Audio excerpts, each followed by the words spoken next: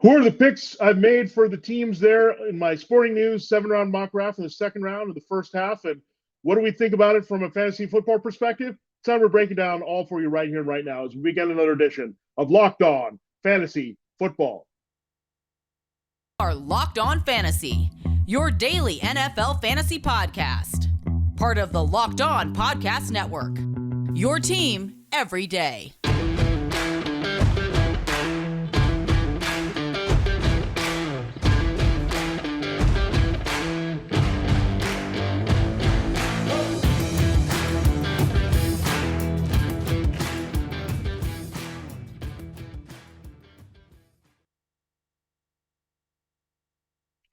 Greetings, everyone, and welcome to another edition of the Locked On Fantasy Football Podcast. As usual, I'm your host, Vinnie Iyer. When I'm not doing this, I'm writing about NFL and fantasy football for sportingnews.com.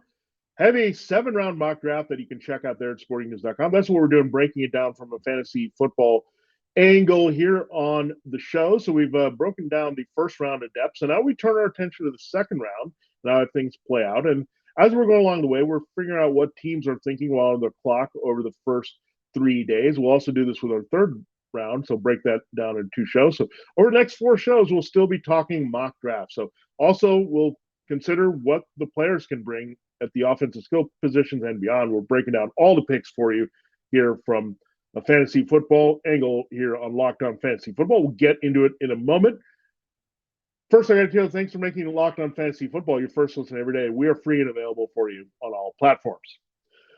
All right, let's begin the second round and look. So we're going to start at number 33, end up at number 48 over 3 segments on this show. The Jaguars, recapping really quick, you can also check out the previous breakdowns there. We did first half of the first round, second half of the first round. Check those out. 2 shows up. They're on our archives. But the Jaguars at number 1 took Aiden Hutchinson. We know that of Michigan. He's been the consensus guy for a long time as an edge rusher, but they also need some safety help. And they need somebody who's a hard hitter, can fly around the field making plays. We've already given a lot of Georgia players 2 teams off the board. Their defense was dominant. This guy had an awesome combine. Louis Cine at number 33. He's a kind of hard-hitting in the box safety, but I think he doesn't get enough credit for making plays against the pass either. So he can also be an individual defensive player that we're going to look at in fantasy football. Just very active defender, and looking forward to see what he can do here in the NFL. Again, I think he didn't get enough credit. People saw him, okay, is he just an extra linebacker and run support guy? But I think he can do a lot more here, especially with the Jaguars. All right, doesn't take us long to get into our first offensive skill player in our second round here at number 34 overall. I gave the Lions John Metchie. He's the other Alabama receiver, and how he had an injury as well at the end of the season. Another just speed demon who can fly. And a lot of crossover skills between him and Jameson Williams, good complete receivers. These were the guys that took over as the primary targets after Devonta Smith and Jalen Waddle went to the NFL's first-round pick. So not the double first-rounder this year for the Bama receivers. Jameson Williams would give 21 to the Patriots. But Lions don't need a lot here. They need someone on the outside to burn coverages a little bit. And you have DJ Chark, who coming off the ankle injury has some upside as a potential number 1.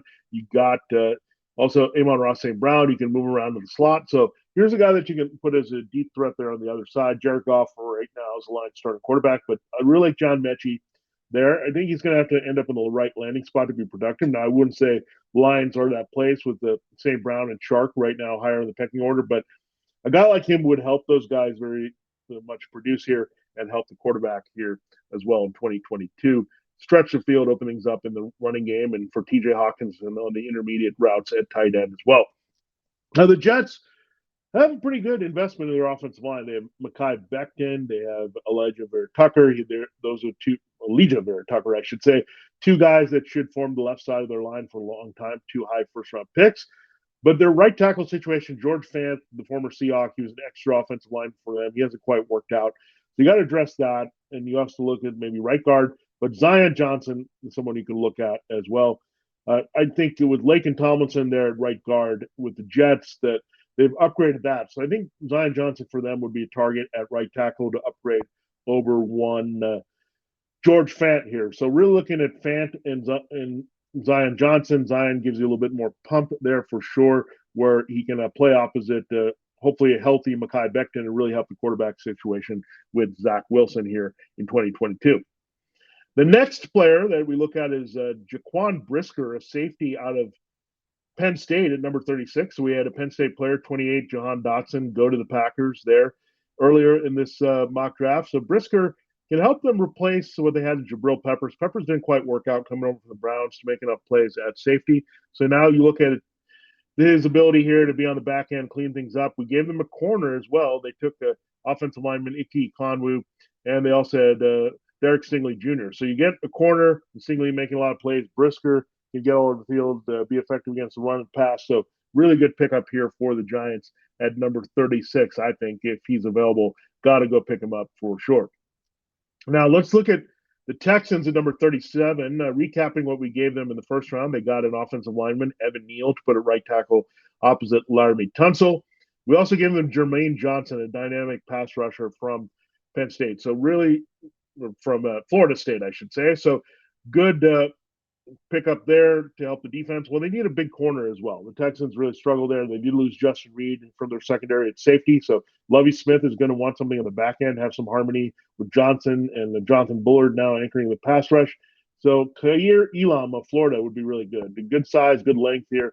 Pretty efficient in coverage, can be explosive at times there. So I like the Texans slowly rebuilding their defense again. Nothing to see here in terms of a complete defensive unit for fantasy football, but something that we can look at as an improvement coming here for sure with all those picks that Houston has now from the Deshaun Watson trade with the Browns. But Kaiir Elam, a corner from Florida, going to the Texans there. So we had another offensive skill pick here in this group of five. We'll have quite a few more that we'll talk about before it's all said and done here in the first half of the second round of my 7-round mock draft at sportingnews.com.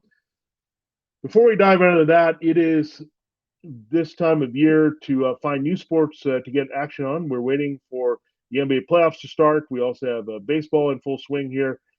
We know we're going to have the hockey playoffs around the corner. We're waiting for the NFL. March Madness has ended. BetOnline.net is your number one source for all your betting needs and sports information. That's where I go to in season in the NFL for my other sports interests. Find all the latest sports developments, including the week's Masters Championship odds, podcasts, and reviews for all the different leagues this season. BetOnline is your continued source for all your sporting wagering information, including live betting, esports, and scores. Head to the website today or use a mobile device to learn more about the trends and action. BetOnline, where the game starts. All right, let's continue the show looking at what we have with the number 38 pick here. Before we do that, I got to tell you, thanks for making Locked On Fantasy Football again your first listen every day. Make sure you're following Locked On NFL. Locked On experts covering the biggest stories around the NFL every Monday through Friday in less than 30 minutes. It's free and available wherever you get your podcast, much like Locked On Fantasy Football. The Jets were on the clock twice in the first round. We gave them a George Karlaftis. We gave them an edge rusher of Kayvon Thibodeau. Getting ahead of myself here with the picks here. Looking at the picks, the Jets did land an edge rusher that they like in Kayvon Thibodeau. They did just get an offensive lineman in Zion Johnson at number 35. So Jets have a ton of picks here. They did also upgrade a little bit another position with Sauce Gardner at corner, but they could use a corner safety hybrid, a guy that they can play the sub packages to help Robert Saleh. A little bit of a Jimmy Ward type here for this defense. Jimmy Ward tied to Saleh with the 49ers.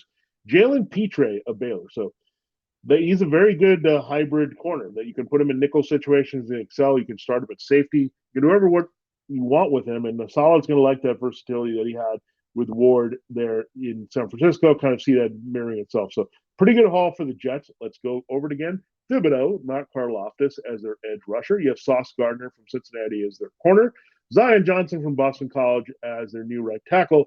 And Jalen Petre, a safety corner hybrid here. So he can be a dominant nickel, at least for them, and really help in that sense. So DJ Reed, their new pickup. Or he can really help at safety to help clean up quite a bit and be effective in pass coverage. So there's a lot of things what he can do that the Jets really need in their defense. Speaking of cornerbacks, this is a little bit of a run here in defensive backs. The Bears at number 39, they could use another cover guy. They do have a Johnson. I really like him out of Utah, but their second corner has been pretty bad for a while. Big liability here. So the pick for me is Roger McCreary. A lot of big size, nice corners who have a good length here to cover. We talked about Trent McDuffie in the first round going to the Bills. We just talked about Kaiir Elam go to the Texans. But Duffy has some of those similar qualities. And McCreary as well. So you look at Roger McCreary of Auburn, just guy that is pretty solid. I think he's fallen a little bit because these other corners and have risen up the boards, as well as the safety class has seen a few options that belong in the top 40. But Roger McCreary of Auburn, cornerback to the Bears. All right, our next guy that we look at is Kyler Gordon of the Washington Huskies. He doesn't have to go far in my mock draft. At number 40 overall, I haven't gone to the Seahawks. The Seahawks need help. We talked about DJ Reed going from Seattle to the Jets. They need corner help badly. They've looked a lot at Gordon. Gordon has a bit of Jalen Petre in him as well. They can cross over and play safety. Good size, good just on-the-ball playmaker. Just in general, a lot of these corners are the same. This is one of the deepest positions in the draft, so feel really good there if they go in that direction here, the Seahawks. So 40 overall, something they can look at there as a playmaker for sure on that back end. Now, the Seahawks actually pick again at number 41. I like Daxton Hill as well, the safety out of Michigan. So really can shore up their secondary. A lot of teams have that opportunity here to double up in the secondary and really help themselves at corner and safety. Daxton Hill is kind of right there with Brisker and Cine as being an appealing top safety in this class. Petre has some of those qualities as a hybrid, but Daxton, I think, is more dedicated guy that you play. So you look at Kyler Gordon, he can up in the zone coverage and go from outside to inside for them there. Daxton clean up there. He was a very effective guy in this Michigan defense. So really like these back-to-back picks. The Seahawks try to recreate and rebuild their back of their defense in the Legion of Boom style here for 2022 for Pete Carroll minus Russell Wilson. All right, let's go to number 42 here. The Colts really need an offensive lineman, an offensive tackle to be specific here. Eric Fisher was not retained here. They need to get it going here to protect Matt Ryan. Bernard Raymond, a big frame there out of Central Michigan. He's from Austria, very athletic dude, strong, powerful. That's what they need. They need a replacement for Eric Fisher. Coincidentally, comes from Eric Fisher's college, Central Michigan. So a lot of appeal there with the crossover on this team. So looking forward to what he can do there, plug and play at the left side. Ryan needs to be protected for the Colts passing game to be effective. We know at this stage in his career, he's not a mobile guy, not going to buy a lot of time. So again, offensive line is a must here to help facilitate the Colts' offensive production. That includes Jonathan Taylor in the running game at 42. The final pick here is Christian Watson. So we go back to a skill player here, our first notable skill player since John Metchie, going 34 to the Lions in this mock draft. Christian Watson, I love this kid out of North Dakota State. The Falcons need wide receivers. Calvin Ridley is suspended. You did lose Russell Gage as well as a pretty good number 2 option. He goes to Tampa in the division. Falcons need to think about a potential number 1. 6'4", showed a lot at the combine with his speed, strength, agility, quickness. Christian Watson really rising up boards. I don't know if he was going to be a top 50 pick, but he certainly has that skill set that the Falcons are looking for at wide receiver. So Christian Watson immediately on the radar, because who do the Falcons throw to? It's right now Kyle Pitts at tight end. They need some help there. So at 43, we go with Christian Watson. Again, I think he can have a big impact, good connection, potentially develop between him and Marcus Mariota, the new starting quarterback in Atlanta. All right, we will take care of the last 5 picks here in the first half of the second round of my 7-round mock draft at sportingnews.com. A lot to say there, but we'll break it down for you from a fantasy football perspective. That's what we're doing here. Mock drafts, that's why they're important to study. It's critical thinking about what teams are going to do, what players have the best value here. So a lot to look at for sure on the board. And make sure you're checking all the great shows on the network, Locked On NFL Draft, Locked On NFL. They're going to get you covered through the draft and whatever's left in free agency, try to recap things and set the table for what's going to happen on April 28th as well. So check it out here only on the Locked On Network. Your team every day and your draft every day, of course, as well for Locked On Fantasy Football and all our shows. All right, it's time to close the show looking at the last picks there from 44 to 48. Don't worry, we'll wrap up looking at the second round, 49 through 62 there on the next program. So looking at forward to that, or 64, I should say, 49 to 64. We do have 32 picks in the first round, 32 picks in the second round, so pretty even that we'll do that. The third round expands a little bit, but we'll still give you the coverage there. Perion Winfrey is the pick that I have at number 44 to the Cleveland Browns. big, beefy defensive tackle. They need some help. They don't have a lot there in the middle next to Myles Garrett. They're pretty good against the run, but you need to create some depth and versatility up there. And Winfrey had a pretty good combine. It's a pretty good value for the Browns to enter the draft for the first time following the Deshaun Watson trade. This is the first pick that they have on the board. So looking at the Browns there, Perrion Winfrey, a good little pick here at number 44 to help their defense. Now, the Ravens in the same division need a little bit more help on offense. We did give them a center, Tyler Linderbaum, the first round. This continues their offensive line rebuild. This is a guy that they can look at potentially to play at right tackle or left tackle, depending on what happens with Ronnie Stanley and his health. It is Nicholas Petit-Frere of Ohio State. So look at the Ravens. Again, offensive line, they need to keep it intact. This is a strength here, not only for Lamar Jackson and his running and passing, but for the traditional running game with J.K. Dobbins and Gus Edwards getting healthy. Nicholas Petit-Frere has experience starting at left tackle and right tackle, so you have that swing ability. You have at least some really solid depth here. Mealy, we know, was a disaster when Stanley went down last year. You also had Patrick McCarry that they had to move around out of necessity. He was ineffective, either right tackle or center.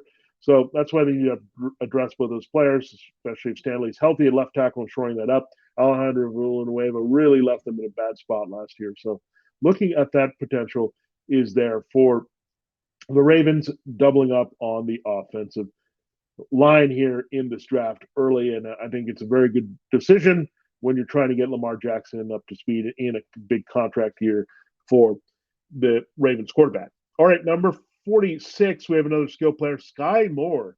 He's a receiver that has really risen up the boards here to the Minnesota Vikings. We talked about the Vikings, maybe want to upgrade from KJ Osborne, also think about the future beyond an aging Adam Thielen to help Justin Jefferson, especially the offensive-minded head coach in Kevin O'Connell. You also have Kwesi Adolfo-Mensah looking for some help with the new general manager to complement Jefferson so they can stretch the field and make big plays with the arm of Kirk Cousins, who got a contract extension. So Skyy Moore makes a lot of plays.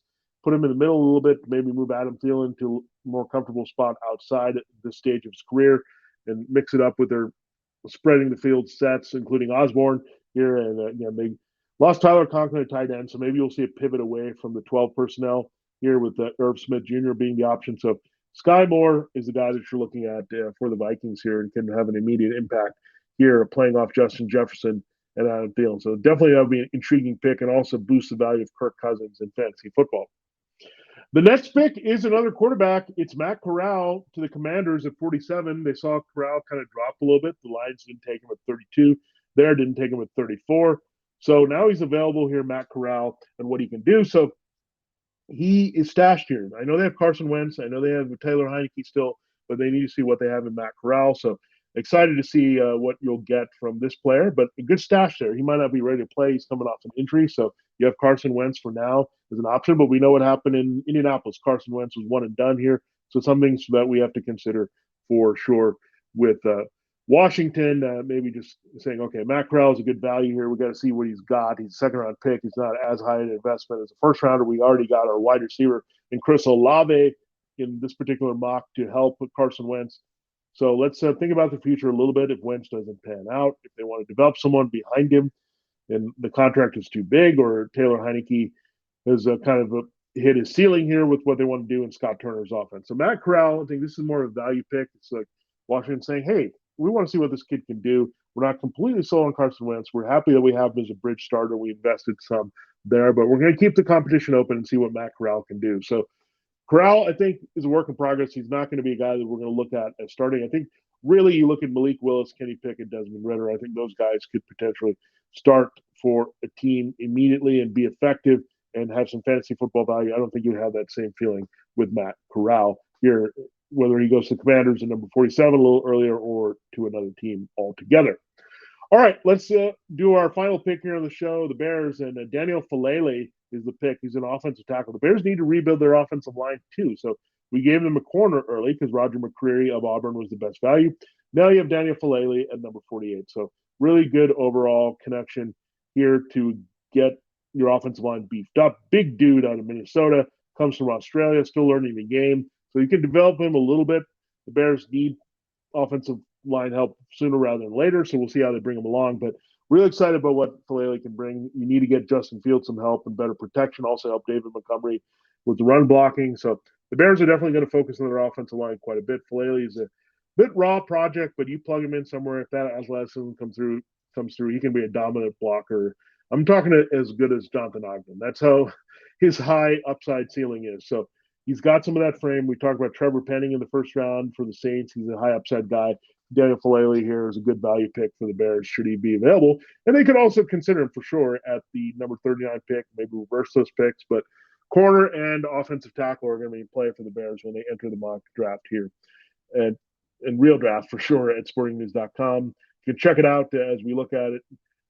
There, we will break down the second half of my second round there, my 7-round mock draft on the next show. So check that out. We'll continue to do this, and we'll do this through the third round here. Then we'll turn our attention to some stock watch where the rankings are at certain positions before we take a little break for Easter. So we'll look at quarterback and running back stock watch with where some of the players stand at the rankings after free agency. Thanks for making Locked On Fantasy Football your first listen every day.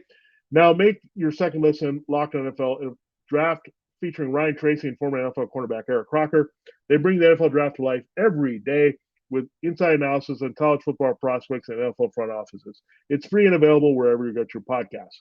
For Locked On Fantasy Football, for the first half, second round of my 7-round mock draft analysis, this has been Vinnie Iyer. Don't forget, we will break down the second half of the second round tomorrow's show. Until then, have a great day for Locked On Fantasy Football. See you, Vinnie Iyer.